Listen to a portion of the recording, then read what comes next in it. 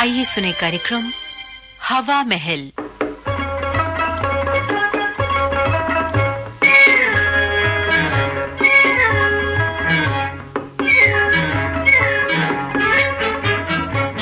लीजिए सुनिए झलकी, self service funeral.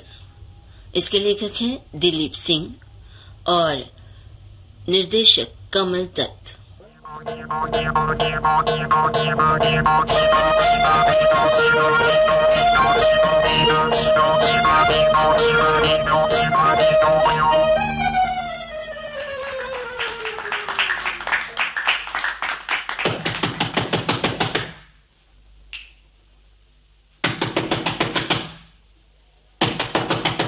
May I come in, sir?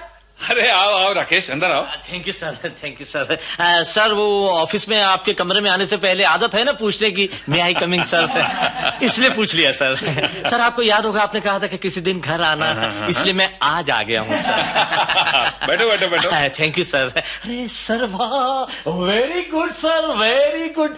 आपका घर तो वाकई बड़ा खूबसूरत है सर। है ना? वाकई। और इसमें जो कुछ भी तुम देख रहे हो जी सर, सब मेरा अपना बनाया हुआ है। इस घर की कोई भी चीज ऐसी नहीं जो मुझे बुजुर्गों से मिली हो या दहेज में आई हो। अरे सर, यानी आपने उस जमाने में कह दिया था कि मुझे दहेज नहीं चाहिए? अरे ये कहने की मुझे जरूरत ही पेश नहीं आई। यानी आपकी पत्नी ने कह दिया था कि मैं दहेज नहीं लाऊंगी? नहीं नहीं नहीं। तो फिर ये कैसे हुआ सर? क्योंकि उन दिनों तो शायद दहेज का रिवाज था। ये ऐसे हुआ भाई कि मेरी शादी ही नहीं हुई। भाई किसी ने बेटी ही नहीं दी तो दहेज कहां से आएगा? सर आप शादी से कैसे बच गए? अपने देश में तो ऐसा है सर कि आदमी कुछ और बने न बने, पति जरूर बन जाता है। वो यूं है बेटा कि मैंने बचपन से ही फैसला किया था कि जिंदगी में जो कुछ करूंगा अपने बलबूते पर करूंगा। पढ़ाई की तो अपनी हिम्मत पर, बिजनेस किया तो अपने पैसे से, लेकिन शादी में चूंकि बुजुर्गों की मदद की जरूरत थी इसीलिए कुंवारा रह गया। लेकिन सर आप लव मैरिज तो कर सकते थे, उसमें बुजुर्गों की मदद की जरूरत नहीं पड़ती। वो क्या है भाई कि हमारे जमाने में लव मैरिज का रिवाज नहीं था। ये नहीं कि मैंने कोशिश नहीं की थी। मैं एक बरसाती में किराएदार था। अच्छा सर। मालिक मकान की एक जवान लड़की थी। जी सर। शक्लो सूरत से तो वो ऐसी ही थी, लेकिन फिर भी मैंने एक दिन हिम्मत करके उससे कह दिया, सुंदरी जी आपका नाम क्या है? तो कहने लगी, पिताजी से कहकर बरसाती से निकलवा दूंगी अगर मुझसे बात की है। ऐसी लड़की से क्या लव मैरिज होती है? नहीं हो सकती थी सर। लेकिन मुझे कोई अफसोस नहीं है, बल्कि मुझे फख्र है कि मैंने जिंदगी में किसी का एहसान नहीं उठाया। मैं तो चाहता हूं राकेश भाई कि जब इस दुनिया से जाऊं तो अपने ही कंधों पर सवार होकर शमशान में पहुंचूं। सर एक लाश अपने ही कंधों पर सवार होकर शमशान जा रही हो, ऐसा कभी देखा नहीं सर। भाई देखा तो मैंने भी नहीं है, लेकिन मेरा इरादा यही है। तुम तो यार पढ़े लिखे आदमी हो, इंजीनियर हो, कोई तरीका तो जरूर होगा कि मैं अपनी लाश को खुद शमशान ले जाऊं। सर मुझे तो पता नहीं, यही समझ में आता है कि जब यमराज आपको दिखाई दे तो आप शमशान घर की तरफ दौड़ लगाइए और जब तक यमराज आपकी गर्दन पकड़े आप शमशान तक पहुंच जाइए। अरे नहीं नहीं नहीं, ये नहीं हो सकता यार, मेरे घुटनों में दर्द रहता है, मैं बहुत तेज भाग ही नहीं सकता। वो तो ऐसा है सर कि शमशान चलकर पूछ लेते हैं, उन्हें जरूर कोई ना कोई तरीका आता होगा। हाँ ये ठीक लगता। तो चलिए सर, मैं अपने स्कूटर पे आपको शमशान ले चलता हूँ। वो ऐसा था कि सर अपनी लाश को बेशक अपने कंधों पर उठाकर ले जाइएगा, लेकिन अभी तो भगवान की दया से आप जिंदा हैं। इस वक्त मेरे स्कूटर पर बैठने का आपको क्या एतराज? अब ठीक है फिर चलो। चलिए सर, आइए सर आइए।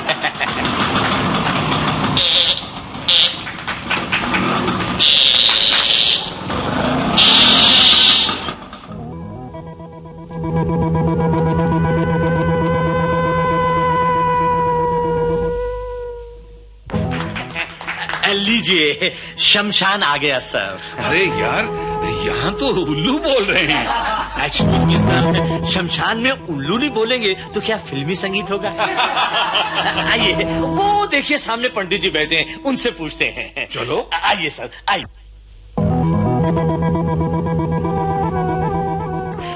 नमस्ते पंडित जी महाराज। नमस्ते। ऐसा है पंडित जी, मैं एक सेल्फ मेड आदमी हूँ।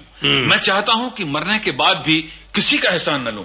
मैं अपने कंधों पर सवार होकर शमशान पहुंचना चाहता हूँ। क्या ऐसा कोई साधन है? आपकी मृत्यु कब तक हो जाएगी? मृत्यु का क्या है, शायद कल ही हो जाए। गुरुवार, आज रात यहीं गुजारिए हमारे साथ। कल आपका इतना शानदार क्रियाक्रम करेंगे कि आपकी आंखें खुली की खुली रह जाएंगी। और अगर कल तक मृत्यु ही ना हुई तो भैया ये शमशान है, कोई होटल तो है नहीं कि आप यहाँ कई दिन विश्राम करें। चलो राकेश चलें, ये लोग मेरी सहायता नहीं कर सकते। जी सर, जी चलते हैं। ठहरिए, कहीं ऐसा तो नहीं कि आप सेल्फ सर्विस फ्यूनरल की सोच रहे हो, जैसा कि आजकल अमेरिका में हो रहा है? पंडित जी, आप कभी अमेरिका गए हैं? अरे भाई, गया हूँ, तभी तो कह रहा हूँ। आप किस सिलसिले में अमेरिका गए थे? अरे भाई, मुर्दा ही जलाने गया था, कोई कंप्यूटर बनाने नहीं गया था। हुआ यूं कि वहां एक अमीर हिंदुस्तानी अपनी वसीयत में लिख गया था कि जब वो परलोक सिधारे उसका क्रियाक्रम कोई हिंदुस्तानी पंडित ही करे। इसलिए हमें हवाई जहाज से न्यूयॉर्क ले जाया गया। पंडित जी, ये सेल्फ सर्विस फ्यूनरल होता क्या है? होता यूं है बुजुर्गवार कि मरने वाला एक फर्म के पास निश्चित रकम जमा करवा देता है। जब वो मरता है तो वो फर्म उसके कफन दफन का पूरा इंतजाम उसी के पैसे से करती है। इसमें किसी दूसरे की सहायता की जरूरत नहीं है। बिल्कुल ठीक। मैं बिल्कुल ऐसा ही फ्यूनरल चाहता हूँ। क्या आप मेरे लिए ऐसा इंतजाम कर सकते हैं? ऐसा है बुजुर्गवार कि मुर्दे तो हमने अपने जीवन में कई जलाए हैं, लेकिन मुर्दे जलाने की फर्म नहीं खोली। अब आप कहते हैं तो ये भी करके देखते हैं। पंडित जी, अगर आप मेरे सेल्फ सर्विस फ्यूनरल का इंतजाम करें तो कितना खर्चा होगा? देखिए साहब, आप हमारे पहले ग्राहक हैं, बुहनी के वक्त ज्यादा नहीं मांगेंगे। हम कुल 8,000 रुपए में आपका काम करवा देंगे। इसमें क्या क्या होगा पंडित जी महाराज? क्या होगा? हम आपकी लाश को बढ़िया से बढ़िया लट्ठे में लपेटेंगे। जी सर। और उसके ऊपर एक कीमती शॉल भी डालेंगे। कीमती शॉल? कीमती? आपको एक सजी सजाई वैन में डालकर यहाँ शमशान घाट तक लाया जाएगा और रोने पीटने वाली औरतों का इंतजाम भी हम ही करेंगे। और आपको जलाने के लिए सूखी बढ़िया लकड़ी का इंतजाम भी हम करेंगे।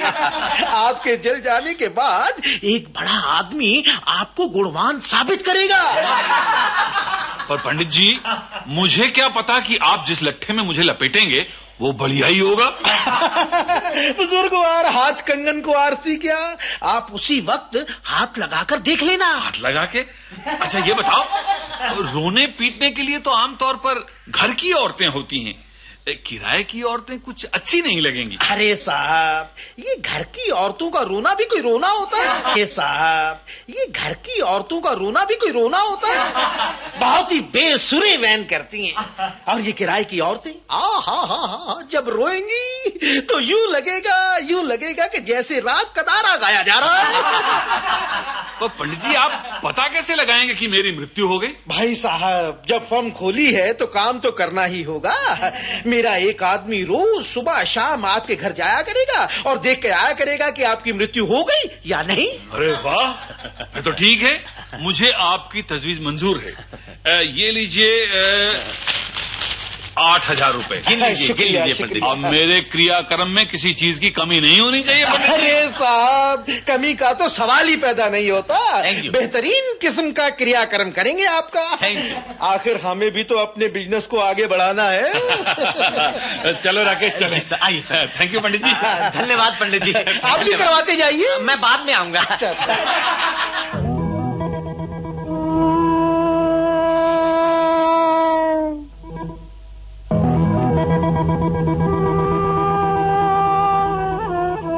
आओ रामू, आओ। बोलाराम के घर से? जी मालिक। अरे क्या हाल है उसका? हाल वो तो अच्छा भला है मालिक। जब मैं आज उसे देखने गया तो वह योग कर रहा था। योग? जी मालिक। अरे मरने का इरादा नहीं है क्या उसका? पता नहीं मालिक, मैं तो उससे कह रहा था, अरे मर जा भाई मर जा, बाद में रश हो जाएगा। मगर वो तो योग करने में मस्त था। अरे क्रियाक्रम बुक करवाने के बाद ये योग करने का क्या मतलब हुआ है? और क्या? अच्छा मैं खुद जाकर देख के आता हूँ उसे। हाँ। देख के आता हूँ। ठीक है मालिक।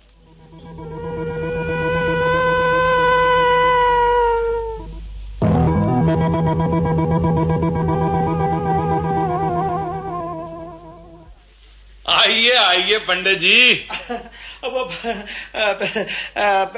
क्यों भाई, ये मैं क्या सुन रहा हूँ कि आप रोज योग करते? इसमें आपको क्या तकलीफ हो रही है? तकलीफ?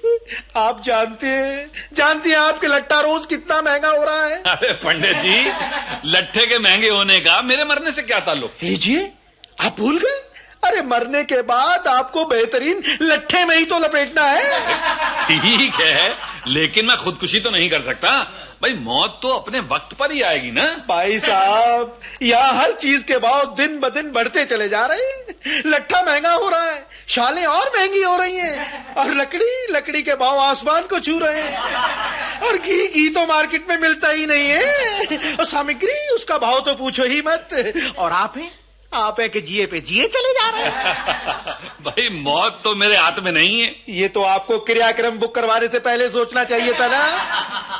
अगर आप इसी तरह 6 महीने और निकाल गए और कीमतें इसी रफ्तार से बढ़ती चली गई तो मेरा तो दिवाला ही पिट जाएगा ना। हो सकता है कि मुझे खुद अपना क्रियाक्रम करना पड़े। माफ कीजिए पंडित जी, इस सिलसिले में मैं आपकी कोई मदद नहीं कर सकता। अगर ये बात है तो ये लीजिए अपने 8,000 रुपए, और खुद ही शमशान पहुंच जाइएगा अपने कंधों पर सवार होकर, और खुद ही अपनी चिता जला लीजिएगा, और मंत्र भी खुद ही पढ़ लेना। मुझे नहीं करना ये घाटे का सौदा बुजुर्गवार। नमस्कार।